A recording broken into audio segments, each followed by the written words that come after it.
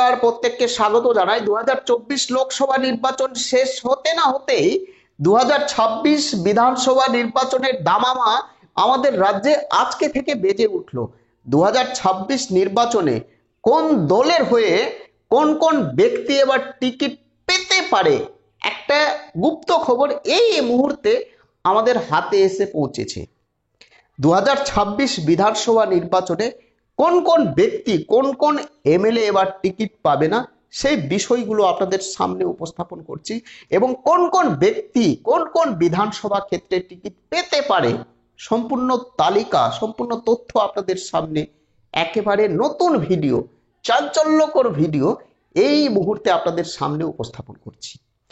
আচ্ছা, আমাদের রাজ্যে গত দুদিন আগে একটা নির্বাচন হয়েছে, যাকে বলছে উপনির্বাচন।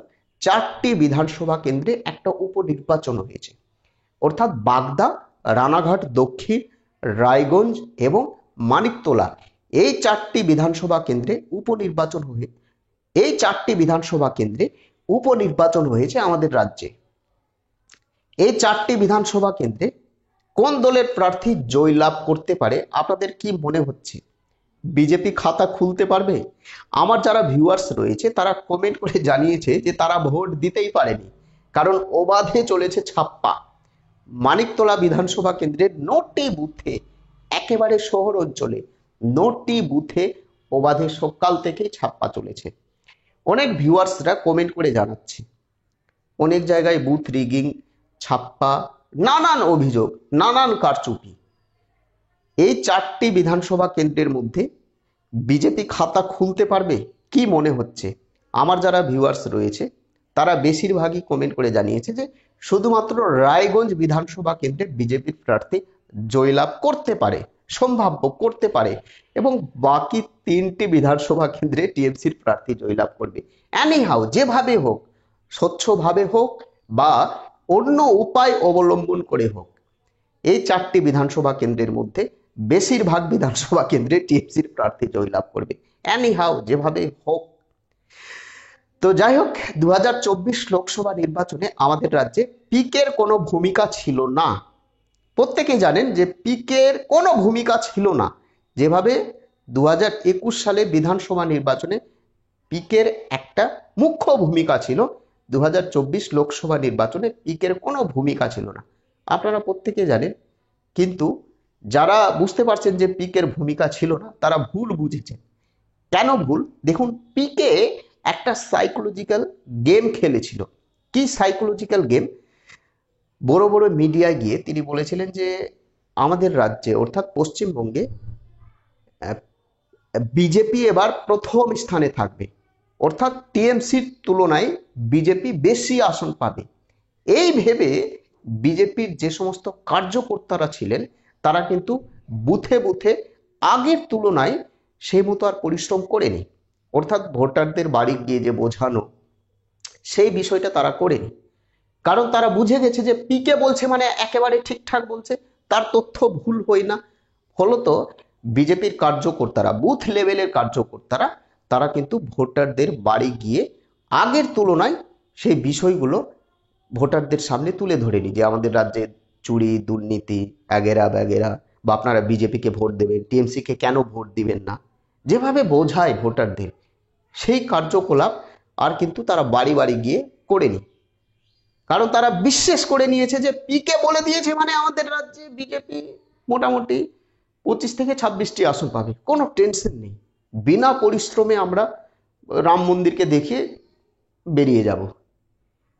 এই বিষয়গুলো তারা কিন্তু এই বিষয়গুলো তাদের মাথায় ঢুকে গেছিল, এবং এরই মধ্যখানায় বুথ লেভেলের টিএনসির সমস্ত কার্যকর্তারা প্রত্যেকটা ভোটারদের বাড়ি বাড়ি গিয়ে কিন্তু বুঝিয়েছে, লক্ষ্মীর ভান্ডার, রূপশ্রী, কন্যাশ্রী, এগেরা ব্যাগেরা বুঝিয়ে তারা কিন্তু ভোট নিয়ে নিয়েছে, যেটা বিজেপির কার্যকর্তারা করতে পারেনি।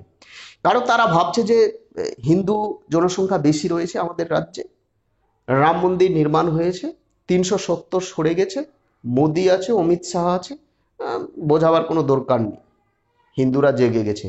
কিন্তু না, এটা ছিল পিকের সাইকোলজিক্যাল গেম। এবং গোটা ভারতে পিকে বলেছিল যে 370-এর বেশি আসন পেতে পারে। এ নিয়ে গোটা ভারতে বিজেপির ফলাফল খারাপ। 2026 বিধানসভা নির্বাচনে এবার পিকে আমাদের রাজ্যে আসছে এবং 2024 লোকসভা নির্বাচনের আগে পিকে বা তার টিমকে নিয়ে অভিষেক ব্যানার্জি এবং মমতা ব্যানার্জি এদেরকে নিয়ে কালীঘাটে একটা গুপ্ত বৈঠক হয়েছিল যে কাকে টিকিট দিলে প্রার্থীরা জয়লাভ করতে পারে। সেই মোতাবেক অভিষেক ব্যানার্জি এবং মমতা ব্যানার্জি টিকিট দিয়েছে। 29টি আসনে টিএমসির প্রার্থী জয়লাভ করেছে।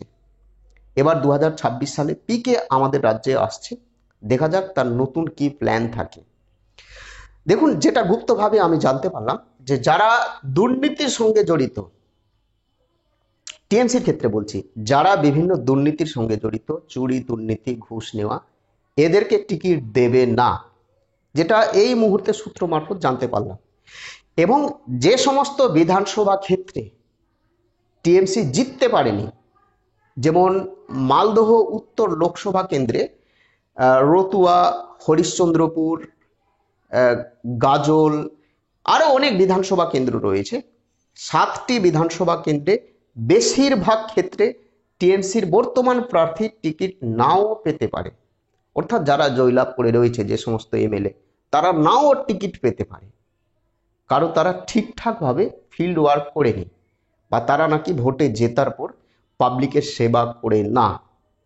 তারা যদি ঠিকঠাকভাবে ফিল্ড ওয়ার্ক করত তাহলে উত্তর মালদহ লোকসভা কেন্দ্র বিজেপি জয়লাভ করতে পারত না।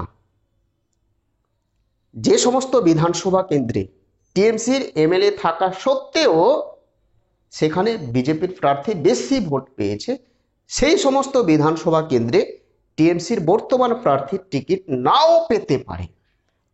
পেতে পারে এবং যে সমস্ত প্রার্থী বিভিন্ন চুরি দুর্নীতির সঙ্গে জড়িত রয়েছে তাদেরকে টিকিট দেবে না। এই মুহূর্তে একটা গুপ্তভাবে জানতে পারলাম একটা সোশ্যাল মিডিয়ায়, জানি না কতটা সত্য রয়েছে এই খবরে। এবার বিজেপির হয়ে বলছি, বিজেপির হয়ে অনেক সংখ্যালঘু সম্প্রদায়কে এবার টিকিট দিতে পারে, যেমন মালদহ দক্ষিণ, মুর্শিদাবাদ, অনেক জায়গায় যেখানে সংখ্যালঘু সম্প্রদায়ের বসবাস বেশি রয়েছে সেখানে সংখ্যালঘু প্রার্থীকে টিকিট দেবে বিজেপি। এইবার ভুল করেছে যে আমাদের রাজ্যে 42টি লোকসভা কেন্দ্রের মধ্যে একটিও লোকসভা কেন্দ্রে সংখ্যালঘু প্রার্থী ছিল না বিজেপির হয়ে। সেই ভুল আর বিজেপি করবে না।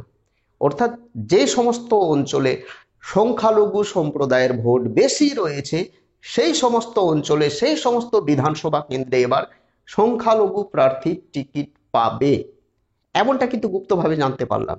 এবং যেখানে হিন্দু ভোটার বেশি রয়েছে সেই সমস্ত বিধানসভা কেন্দ্রে এবার আরএসএস এর এজেন্টরা টিকিট পেতে চলেছে, যেটা এই মুহূর্তে আমরা গুপ্তভাবে জানতে পারলাম।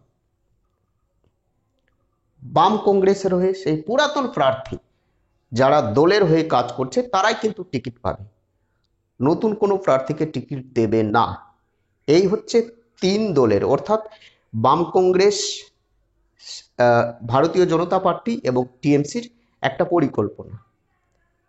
রেখা পাত্র টিকিট পাচ্ছে 100% শিওর, টিকিট পাবে, কোনো সন্দেহ নেই। আমি আরেকটা তালিকা দিচ্ছি যে 2026 বিধানসভা নির্বাচনে কোন কোন প্রার্থী এবার টিকিট পেতে চলেছে, একটা আমি তালিকা পরের ভিডিওতে দিচ্ছি। এই ভিডিওটা অনেক বড় হয়ে যাচ্ছে বুঝতে পারছি, আমি পরের ভিডিওতে একটা ভালো স্বচ্ছ তালিকা দিচ্ছি যে এই ব্যক্তি এবার টিকিট পেতে পারে বিজেপির হয়ে, বাম কংগ্রেসের হয়ে বা টিএমসির হয়ে।